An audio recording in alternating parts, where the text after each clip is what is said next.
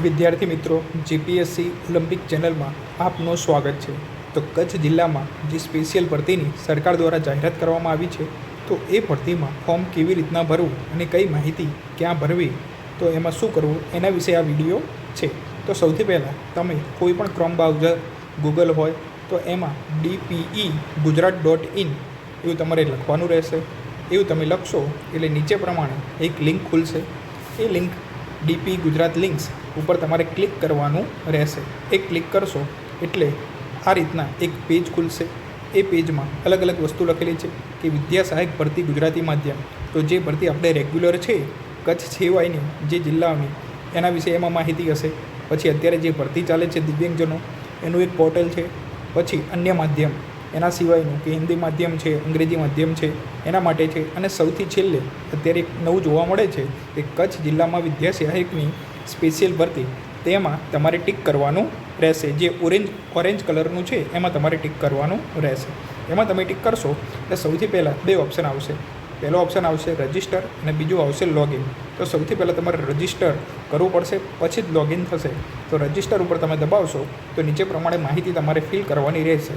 તો પહેલું છે પરીક્ષાનો પ્રકાર, બરાબર, કે પરીક્ષાનો પ્રકાર એટલે બે ઓપ્શન આવશે, એક ટેટ 1 અને ટેટ 2. જો તમે 1 થી 5 માટે હોય તો ટેટ 1 આવશે અને 6, 7, 8 માટે હશે તો ટેટ 2 આવશે. એના પછી આપેલું છે રાજ્ય. તો રાજ્યમાં તો બધાએ ગુજરાત સિલેક્ટ કરવાનું જ રહેશે. પછી આપેલું છે સ્કૂલના પ્રકાર, બરાબર. તો આપણે કહી શકાય કે પ્રાથમિક આવશે અને ઉચ્ચતર પ્રાથમિક શાળા 6, 7, 8 હશે તો ઉચ્ચતર પ્રાથમિક શાળા એવું આવશે. એના પછી આપણે જોઈએ કે ટેટ પાસ કર્યાનું વર્ષ તો અલગ અલગ છે કે 2000 આપણે 22 હોય 23. આ તમે જે પરીક્ષામાં આપણે જે ટેટ 2ની જે માર્કશીટ અથવા ટેટ 1ની જે માર્કશીટ હશે એમાં વર્ષ લખેલું જ હશે. એ વર્ષ જે તમે પાસ કર્યું છે એ વર્ષ અહીંયા લખવાનું રહેશે. અને એમાં એનો ટેટ નંબર લખેલું હશે, સીટ નંબર એક્ઝામિનેશન એવું લખેલું હશે. એ ટેટ નંબર અહીંયા તમારે લખવાનું રહેશે. એના પછી જન્મ તારીખ, તમારી જે જન્મ તારીખ હશે એ અહીંયા લખવાનું રહેશે. તેમજ ટેટની પરીક્ષાનું માધ્યમ, તમે કયા માધ્યમમાં આ પરીક્ષા આપેલી છે એ તમારે અહીંયા લખવાનું રહેશે.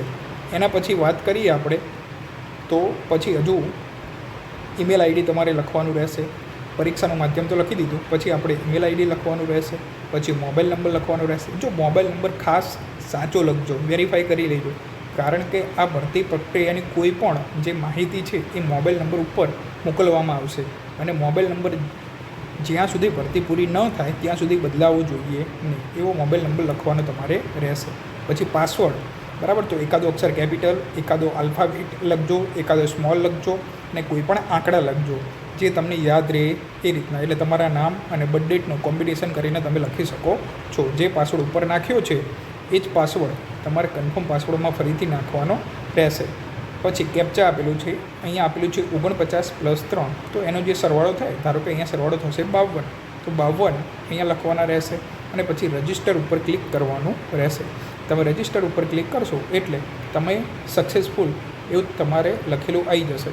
એટલે રજિસ્ટર તમે થઈ ગયા. પછી નીચે લખેલું જ છે, જો તમે પહેલાંથી રજિસ્ટર થયા હોય તો લોગિન કરવા અહીં ક્લિક કરો. તમે રજિસ્ટર થઈ જાય પછી તમારે લોગિન કરવાનું રહેશે. તો લોગિન માટેના ઓપ્શનો આપેલા છે. તો સૌથી પહેલાં અહીંયા લોગિન માટે ટેટ નંબર, આપણે ટેટ નંબર લખવાનો રહેશે. ટેટ પાસ કર્યાનું વર્ષ એ તમારે લખવાનું રહેશે. સ્કૂલનો પ્રકાર એટલે કે ઉચ્ચતર પ્રાથમિક શાળા 6, 7, 8 હોય તો કે પ્રાથમિક શાળા લખવાનું રહેશે. મોબાઈલ નંબર તમે જે રજિસ્ટર કર્યો ત્યારે લખીએ તો એ. પાસવર્ડ અને અહીંયા 71 + 4 એટલે કે 75 કેપ્ચા નાખવાનો રહેશે. અને પછી તમે અહીંયાથી લોગિન ઉપર ક્લિક કરશો એટલે તમે લોગિન થઈ જશો. જ્યારે લોગિન થશો ત્યારે આ મુજબનું પેજ તમને જોવા મળશે. તો સૌથી પહેલાં જ લખેલું હશે એપ્લિકેશન ફોર્મ, બીજા નંબરે લખેલું છે કેન્ડિડેટ અપલોડ ડોક્યુમેન્ટ ફોર્મ, ત્રીજા નંબરે લખેલું છે કેન્ડિડેટ એપ્લિકેશન પ્રિન્ટ, ચોથા નંબરે લખેલું છે પ્રિન્ટ ચેકલિસ્ટ. તમારે સ્ટેપ બાય સ્ટેપ સૌથી પહેલાં એપ્લિકેશન ફોર્મ ભરવાનું હશે. એમાં બધી બેઝિક માહિતી આપેલી છે. પછી અપલોડ ડોક્યુમેન્ટ કરવાનું છે. અને જે ત્રીજા અને ચોથા નંબરનું જે છે કેન્ડિડેટ એપ્લિકેશન પ્રિન્ટ અને પ્રિન્ટ ચેકલિસ્ટ, આખું ફોર્મ ભરાઈ જાય પછી આ બંનેની જે પ્રિન્ટ છે એપ્લિકેશન પ્રિન્ટ અને પ્રિન્ટ ચેકલિસ્ટ એ તમારે એની ઝેરોક્સ કઢાવી લેવાની છે. જ્યારે તમે ત્યાં જમા કરાવવા જાઓ ત્યારે બંનેની પ્રિન્ટ જોશે. આપણે સૌથી પહેલાં ટિક કરશું એપ્લિકેશન ફોર્મમાં તો નીચે મુજબ માહિતી આવશે. ધારો કે આપણે 6, 7, 8 અથવા ટેટની જે કોઈ પણ માહિતી છે તો સૌથી પહેલાં આપણે સીટ નંબર નાખવાનો રહેશે. તો સીટ નંબર તમારે લખવાનો, પછી જન્મ તારીખ લખવાની રહેશે, ટેટની પરીક્ષાનું માધ્યમ તમારું જે માધ્યમ હોય, ગુજરાતી હોય, પછી તમે આ જે વસ્તુ છે ટેટ માર્ક એ તમે જ્યારે ટેટનો સીટ નંબર આ બધી જ વસ્તુ ઓટોમેટિક ફિલ થયેલી આવશે, બરાબર, એ ઓટોમેટિક ફિલ થયેલી જ આવશે. પછી ટોટલ માર્ક્સ, અરજી નંબર, આ જે ટેટની માહિતી છે આમાં લગભગ તમારે કઈ વસ્તુ લખવાની રહેશે નહીં, એ બધી જ વસ્તુ ઓટોમેટિક ફિલ થયેલી જ આવશે. પછી વાત કરીએ આના પછીનું જે પેજ છે એમાં ભરતીની માહિતી આપેલી હશે, તો આપણે જે સિલેક્ટ કરેલું હશે એ પ્રમાણે આપણને માહિતી મળશે, બરાબર. તો અહીંયા તમારો ફોટો હશે, ફોટા પછીની વાત કરીએ તો અહીંયા લખેલું છે ઉચ્ચતર પ્રાથમિક શાળા, એ પણ લખેલું જ હશે. ગણિત વિજ્ઞાન, કોઈ પણ માહિતી તમારે ભરવાની રહેશે નહીં, એ ઓટોમેટિક ફિલ થયેલી જ આવશે. વિષય આવશે, અરજીમાં કયા માધ્યમમાં કરવા માગો છો એ તમારે ભરવાનું રહેશે. એ ફક્ત તમારે એમાં ત્યાં જે કોઈ પણ હોય, ગુજરાતી હોય તો ગુજરાતી ઓપ્શન સિલેક્ટ કરવાનું રહેશે. પછી બેઝિક ડિટેલ છે, તો બેઝિક ડિટેલમાં પણ એ બધી જ વસ્તુ પણ તમારી લખેલી આવશે, આખું નામ પણ તમારું લખેલું આવશે, પણ નામ તમારે ચેક કરી લેવાનું સાચું છે. પછી જાતિમાં મેલ ફિમેલ જે હોય એ તમારે સિલેક્ટ કરવાનું રહેશે. એના પછી આપણે અરજદારની કેટેગરી, તમે કઈ કેટેગરીમાંથી બિલોંગ્સ કરો છો, SC હોય, ST હોય, EWS હોય. જો જનરલ હશે તો કંઈ કરવાનું નહીં રહે, ફક્ત જનરલ સિલેક્ટ કરવાનું રહેશે. બાકી જે કોઈ પણ કેટેગરી હશે તમારી, તો પછી એના માટેનું પ્રમાણપત્ર જે હશે એની પ્રમાણપત્રની તારીખ નાખવાની રહેશે અને પ્રમાણપત્રનો નંબર રાખવાનો રહેશે. તો જો તમે જનરલ સિવાયના હોય તો આ બંને વસ્તુ તમારે ફિલ કરવાની રહેશે. શું તમે પરણિત છો, તો યસ કે નો તમારે જ્યાં આન્સર આપી શકો છો. ખોડખાપણ એટલે કે PH, તમે હેન્ડીકેપ્ડ હોય તો યસ નો તમારે સિલેક્ટ કરવાનું રહેશે. આ માહિતી ફિલ થઈ જાય પછી કોઈ પણ આજમાં જે કોઈ પણ પત્ર વ્યવહાર આખી પ્રોસેસ દરમિયાન થાય તો એના માટે તમે પરમેનન્ટ એડ્રેસ લખાવજો કે જ્યાં તમારો પત્ર કે કોઈ પણ માહિતી છે ત્યાં પહોંચી શકે. એટલે સૌથી પહેલાં મોબાઈલ નંબર વેરીફાઈ કરી લેવાનો કે પરફેક્ટ સાચો છે કે નહીં. પછી ઈમેલ ID, પછી સરનામું, બરાબર. તો સરનામું પરફેક્ટ આપણે કહી શકાય કે જોઈ લેવાનું તમારે, બરાબર. સરનામું કે તમારો જે તાલુકો, જિલ્લો જે છે એ બધી જ વસ્તુ પરફેક્ટ જોઈ લેવી હોવી જોઈએ. પછી આપણે કહી શકાય કે રાજ્ય તો ગુજરાત મોટે ભાગે બધાને જ આવશે. જે જિલ્લો છે, તાલુકો છે, પછી પિનકોડ છે, આ બધી જ વસ્તુ પત્ર વ્યવહાર માટે તમારે નાખવાની રહેશે. એના પછીની વાત કરીએ તો અન્ય વિગતો આપેલી છે કે તમે માજી સૈનિક છો, બરાબર. જો આર્મીમાં હોય કે તો તમે માજી સૈનિક છો કે નહીં એ તમારે વિગત ભરવાની રહેશે. તેમજ સરકારી શાળા ધોરણ 6 થી 8માં તમે શિક્ષકમાં ફરજ બજાવો છો, તો બધાને લગભગ મોટે ભાગે નો જ આવશે, બરાબર. તો આપણે ક્યાંય ફરજ બજાવતા હોતા નથી. પછીની વાત કરીએ કે HSCની લાયકાત એટલે ધોરણ 10, એ ધોરણ 10માં કઈ લાયકાત છે તો એની માહિતી આપવાની છે. તો Gujarat secondary and higher secondary education board, બરાબર. તો એ સિલેક્ટ કરવાનું રહેશે.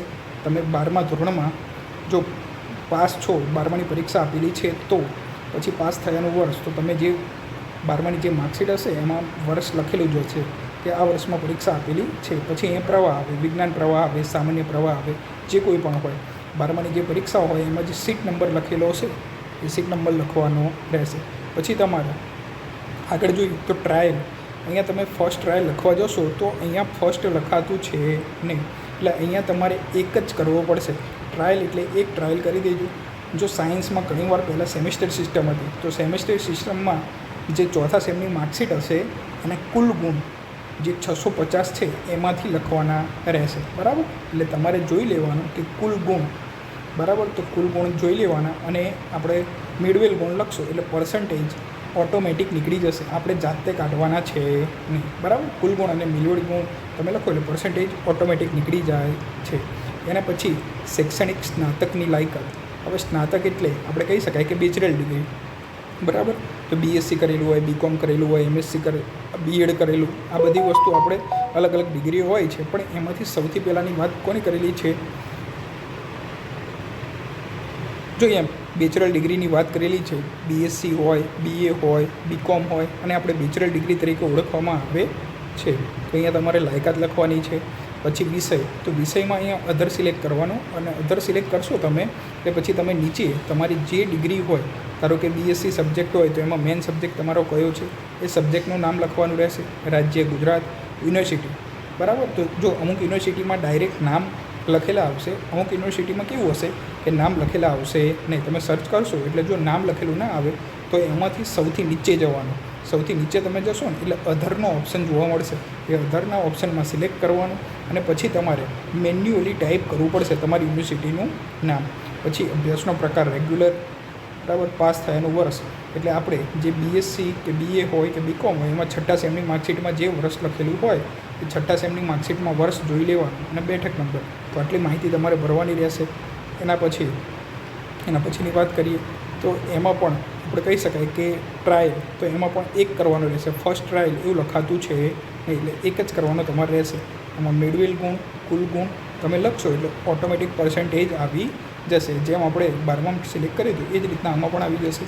શૈક્ષણિક અનુસ્નાતકની લાયકાત એટલે કે માસ્ટર ડિગ્રીની વાત કરેલી છે. જો તમારી પાસે માસ્ટર ડિગ્રી હોય તો તમારે લખવાનું રહેશે, બાકી લખવાનું રહેશે નહીં. હવે માસ્ટર ડિગ્રીની વાત કરીએ એટલે કે એમએસસી હોય, એમકોમ હોય, એમએડ હોય, એટલે આપણે એમકોમ હોય, બરાબર. તો આ બધી જે માસ્ટર ડિગ્રી છે એમાં આવશે અનુસ્નાતક, તો એમાં લાયકાત છે. પછી એમાં પણ જે કોઈ પણ વિષય હોય તો તેમાં અધર સિલેક્ટ કરી દેવાનું અને અધરમાં તમારો જે કોઈ પણ સબ્જેક્ટ હોય, મેઇન સબ્જેક્ટ, એ લખવાનું રહેશે. પછી રાજ્ય, યુનિવર્સિટીનું નામ, જો યુનિવર્સિટીનું નામ તમારે ના આવતું હોય તો અધર સિલેક્ટ કરીને પછી તમારે મેન્યુઅલી લખવાનું રહેશે. પછી અભ્યાસનો પ્રકાર, પાસ થયાનું વર્ષ, જે રીતના આપણે બીએસસીમાં લખ્યું હતું એ જ રીતના આમાં લખવાનું છે. બેઠક નંબર લખવાનો છે, ટ્રાયલ નંબર લખવાનો, મેળવેલ ગુણ અને કુલ ગુણ તમે લખશો એટલે પર્સન્ટેજ ઓટોમેટિક આવી જશે.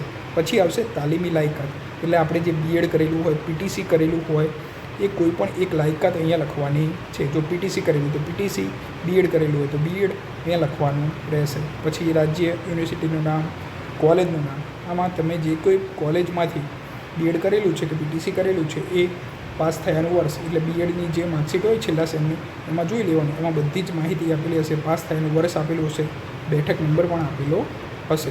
એ પછી ટ્રાયલ, આમાં પણ ફર્સ્ટ ટ્રાયલ, રેગ્યુલર. છેલ્લે અહીંયા તમને પૂછેલું છે કે NCTE અથવા RCI માન્ય સર્ટિફિકેટ છે તમારી પાસે? હા, તો યસ તમારે લખવાનું છે. આ ફરજિયાત જોશે ડોક્યુમેન્ટ, બરાબર. તો એટલે યસ લખવાનું. મેળવેલ ગુણ અને કુલ ગુણ લખશો એટલે પર્સન્ટેજ ઓટોમેટિક આવી જશે. પછી તમે સેવ ઉપર ક્લિક કરશો એટલે સેવ થઈ જશે. પછી ફરીથી તમે જે પેજ હશે એના ઉપર આવી જશો અને એ પેજ ઉપરથી આપણે કહી શકીએ કે જે ડોક્યુમેન્ટ અપલોડ કરવાના છે બીજા નંબરનું તમારે દબાવી દેવાનું કે અપલોડ ડોક્યુમેન્ટ. તો અપલોડ ડોક્યુમેન્ટમાં મોટે ભાગે ઘણા બધા જે 1 થી 8 ડોક્યુમેન્ટ છે એ તો ફરજિયાત બધાએ જોઈશે કે ઉમેદવારનો ફોટો, ઉમેદવારની સહી, બરાબર. તો આ બધું તમારે 1 MB કરતાં ઓછામાં અપલોડ કરવાનું રહેશે. શાળા છોડ્યાનું પ્રમાણપત્ર એટલે કે LC જોશે. HSC એટલે કે 12માની માર્કશીટ જોશે. 12માનું ટ્રાયલ સર્ટી, 5મા નંબરનું છે HSCનું ટ્રાયલ સર્ટી એટલે 12માનું ટ્રાયલ સર્ટી જોશે. 6ઠ્ઠા નંબરનું ટેટ 2 અથવા ટેટ 1ની માર્કશીટ તમારે જે હોય એ જોશે ફરજિયાત. સ્નાતકની માર્કશીટ એટલે કે આપણે બેચલર ડિગ્રી છે એની માર્કશીટ, એટલે 6 સેમની તમારે ટોટલ જેટલા સેમ હોય એ બધા સેમની માર્કશીટો અહીંયા જોશે.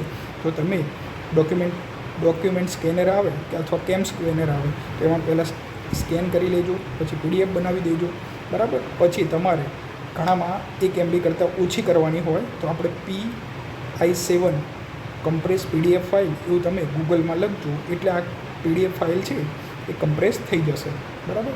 પછી સ્નાતકનું ડિગ્રી સર્ટિફિકેટ એ પણ તમારે આવશે.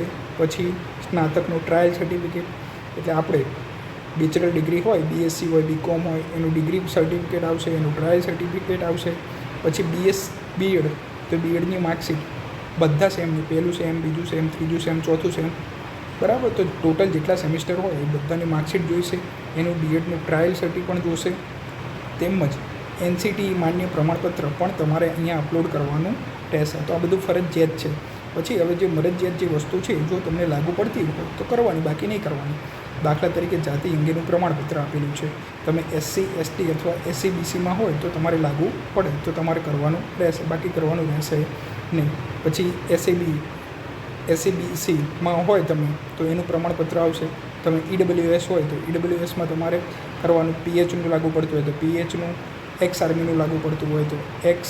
પછી અનુસ્નાતક જો તમને લાગુ પડતું હોય તો એની માર્કશીટ, એનું ડિગ્રી સર્ટી અને એનું ટ્રાયલ સર્ટી તમારે અપલોડ કરવાનું રહેશે. જો તમે 6 થી 8માં નોકરી કરતા હોય 21મા નંબરનું તો તમારે તો એને NOCની નકલ પણ જોશે. અથવા SNDT યુનિવર્સિટીમાંથી ડિગ્રી મેળવેલી હોય તો એવા વિધવા માટે.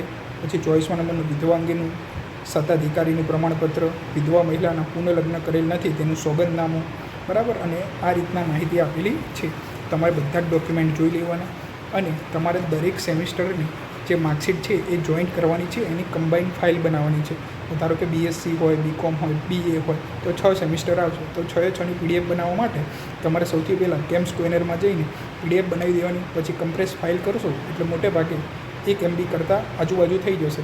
અને તો પણ ના થતી હોય તો PI7 આવું તમે લખજો ગૂગલમાં કમ્પ્રેસ ફાઇલ, તો એમાંથી તમને કમ્પ્રેસ ફાઇલ થઈ જશે. બરાબર, તો અને પછી સબમિટ કરી દેજો. તો વિદ્યાર્થી મિત્રો તમે સબમિટ કરશો એટલે ફરીથી જે ચેકલિસ્ટવાળું જે હશે પછી તમારે એને ઝેરોક્ષ કાઢી લેવાની અને પછી જે આ પ્રમાણે જે માહિતી છે એ માહિતી પ્રમાણે તમારે ડોક્યુમેન્ટ ગોઠવવાના રહેશે. આ બાજુ માહિતી આપેલી જ છે, આ બાજુ જે માહિતી છે એ ત્યાં તમારે પાના નંબર લખી લેવાના રહેશે કે શાળા છોડવાનું પ્રમાણપત્ર 1 નંબર, પછી તમને જે લાગુ પડતું હોય EWS લાગુ પડતું હોય તો 2, બરાબર, પછી જે લાગુ પડતું હોય એ પ્રમાણે તમારે ક્રમ આપવાના રહેશે. બરાબર, તો વિદ્યાર્થી મિત્રો આ વિડીયો સારો લાગ્યો હોય તો લાઇક કરજો, શેર કરજો, સબસ્ક્રાઈબ કરજો આ ચેનલને.